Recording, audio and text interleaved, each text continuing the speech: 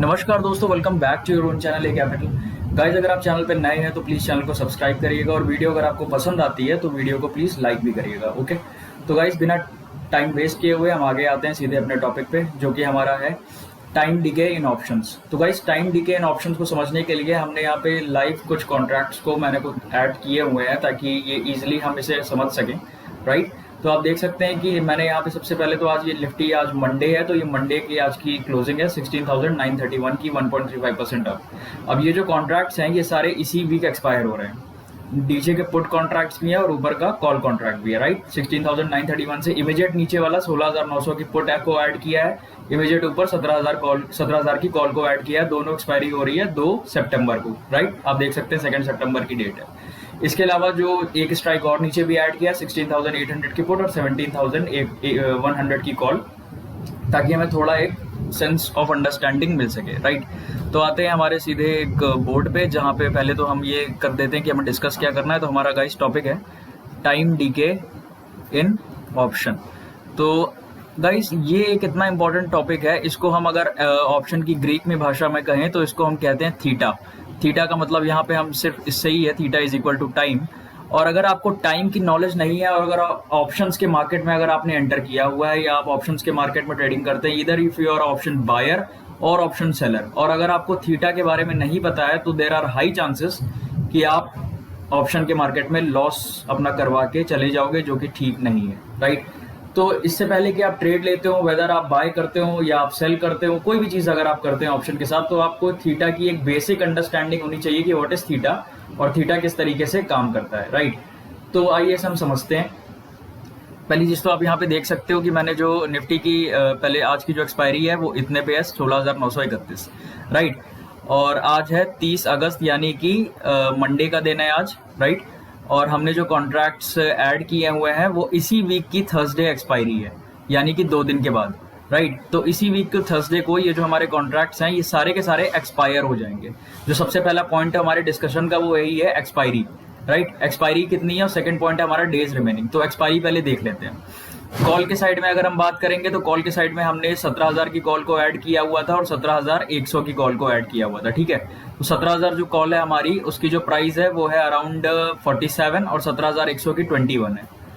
तो यहाँ पे हम देख लेते हैं, ये इसकी हमारी प्राइस है 47 और इसकी हमारी प्राइस है 21, ठीक है। और पुट के साइड पे अगर हम जाएंगे तो पुट के साइड पे जो हमने स्ट्राइक्स ऐड की हैं वो 16,900 की और 16,800 की है, राइट। तो उधर के साइड पे जो हमारा यहाँ पे हमें देखने को मिल रहा है वो 64 और 35 है, 900 की और 800 की, राइट। तो 900 की वाली हमारी जो वैल्यू है वो 64 है अभी आज की एक्सपायरी पे, और इसकी जो हमारी वैल्यू है वो 35 है, राइट। तो ये हमारा जो प्राइस का कंसिडरेशन था वो तो हमने यहाँ पे देख लिया, जो कि इंपॉर्टेंट था समझना। बट यहाँ पे जो हमारा बेसिक रोल ऑफ अंडरस्टैंडिंग है, जो हमें सबसे इंपॉर्टेंट समझना है वो ये है कि हमारे पास टाइम कितना बचा है। मतलब जो हमारा कॉन्ट्रैक्ट है वो हमारा कॉन्ट्रैक्ट तो हमें ये पता है कि आज मंडे है, तो ट्यूसडे वेडनेसडे को छोड़ के जो है हमारा कॉन्ट्रैक्ट थर्सडे को फाइनली एक्सपायर कर जाएगा, राइट। यानी कि 2 सितंबर को जो भी मार्केट जहां पे भी होगा उस मार्केट एंड होने के साथ साथ ये जो कॉन्ट्रैक्ट्स है हमारे 17,000 की कॉल, 16,900 की पुट और 16,800 की पुट जो है वो सारी की सारी एक्सपायर हो जाएगी, राइट। तो यहाँ पे समझने वाली बात ये है कि जैसे मान लीजिए मार्केट 16,931 पे ट्रेड हो रहा है, सपोज करते हैं कि मार्केट 16,900 पे और 16,950 के बीच में एक्सपायर हो गया, ठीक है। 16,900 और 16,950 के बीच में एक्सपायर हो गया। तो ये जितनी स्ट्राइक्स आपको दिख रही हैं, ये जितनी स्ट्राइक्स आपको दिख रही हैं, इधर वो नीचे की तरफ की पुट है या ये ऊपर की तरफ की कॉल्स है, इन सारी की सारी की जो वैल्यू हो जाएगी वो वैल्यू हो जाएगी जीरो, वो जीरो हो जाएगी, जी हाँ। तो मतलब जो भी ऑप्शन बायर्स होंगे, मतलब 2 सितंबर के कॉन्ट्रैक्ट में जितने भी लोगों ने ऑप्शन बाय किया है इधर के लिए, अगर उन्होंने प्रॉफिट में अपनी पोजीशन कट नहीं की जब उनको प्रॉफिट्स मिल रहे होंगे, या फिर लॉस जब अगर उनका स्टॉप लॉस हिट कर गया है और मतलब loss is equal to stop loss अगर उनका आ गया और वहां पे अगर वो एग्जिट नहीं कर रहे हैं और वेट करते हैं, तो टाइम की वैल्यू इतनी तेज मतलब मार्केट नीचे मतलब वो डाउन जाती है जैसे जैसे आपकी कॉन्ट्रैक्ट की एक्सपायरी नजदीक आती जाती है कि वो कॉन्ट्रैक्ट फाइनली जीरो हो जाता है। सिंपली कहने का ये मतलब है कि जिस स्ट्राइक पे मार्केट एक्सपायर करता है, सपोज 16,910 पे एक्सपायर किया करेगा, तो इसके ऊपर की जितनी भी कॉल्स होंगी और इसके नीचे की जितनी भी पुट्स पोजीशन होंगी वो सारी की सारी जीरो हो जाएंगी। तो इट इज़ वेरी इंपॉर्टेंट कि आप हम यहाँ पे ये सोच के पोजीशन लें कि जब भी हम पोजीशन ले रहे हैं कि मार्केट हमारा एक्सपायर होने में कितना टाइम बाकी है। मान लीजिए जैसे थर्सडे के दिन ही आपने कोई पोजीशन नहीं बनाई है, आप फ्रेश पोजीशन बना रहे हैं थर्सडे के दिन, आखिरी का मतलब 12 बजा हुआ है उस टाइम पे, and you are like very positive on the market की अब यहाँ से मार्केट में 200 पॉइंट ऊपर की तरफ जा सकता है, या बैंक निफ्टी है या वो 400 पॉइंट जा सकता है। तो निफ्टी की बात करते हैं, निफ्टी अगर 200 पॉइंट ऊपर जा सकता है, आपने कॉल को बाय कर लिया, ठीक है। आपने मान लीजिए आपने 16,500 पे मार्केट थी, आपने इमीडिएट 16,550 की कॉल को बाय कर लिया, ठीक है। वहां से मार्केट अगर एक्सपायरी दे देता है 16,750 पे, तो जो आपकी ये कॉल पोजीशन है इसकी इंट्रिंसिक वैल्यू हो जाएगी 250, 16,750 माइनस 16,500, 250। जो भी आपका लॉट होगा, जो भी आपका प्रॉफिट होगा वो डिसाइड हो जाएगा, ठीक है। बट यहाँ पे जो मतलब जो टाइम की वैल्यू है वो हमारी, आपने यहाँ पे जो 200 से ऊपर तो मतलब 250 पॉइंट के ऊपर वो चला गया, एक्सपायर हो गया, दैट इज गुड। लेकिन जो 16,500 की पुट होंगी और उसके नीचे की जितनी भी प्राइसेस होंगी, जो स्ट्राइक्स होंगी, वो सारी की सारी जीरो हो जाएंगी, क्योंकि वहां पे जो हमारा एक्सपायरी आने वाली है वो एकदम नजदीक है, राइट। तो जैसे अभी हमारे पास 3 दिन का टाइम है, 3 दिन की एक्सपायरी हमारी पास बाकी है। जो प्रीमियम के प्राइसेस होते हैं, जो जैसे 5 डेज का यहाँ पे काउंट होता है, राइट।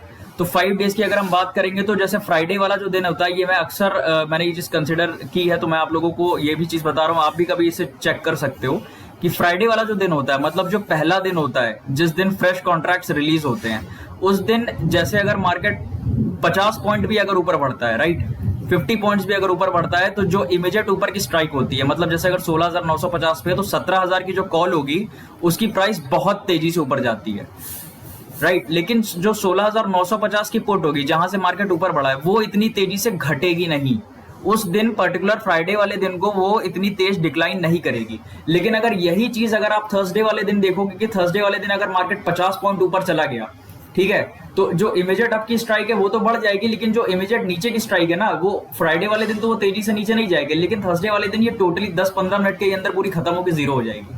आप कैसा कभी ऐसा लाइव एक मतलब आप अपनी स्ट्राइक सेटअप करके उसे चेक करिएगा, इस तरीके से इसकी टाइम वैल्यू मूव करती है, राइट। तो गाइस टाइम वैल्यू को हम वीडियो को यहाँ पे एंड करेंगे, और एंड में हम सिर्फ एक सिंपल कंक्लूजन की यहाँ पे बात कर लेते हैं कि what is the conclusion. Conclusion ये है कि ऑप्शन के मार्केट में अगर आपको आना है तो आपको थीटा यानी कि टाइम वैल्यू ऑफ ऑप्शन को मतलब क्लियरली पता होना चाहिए, राइट।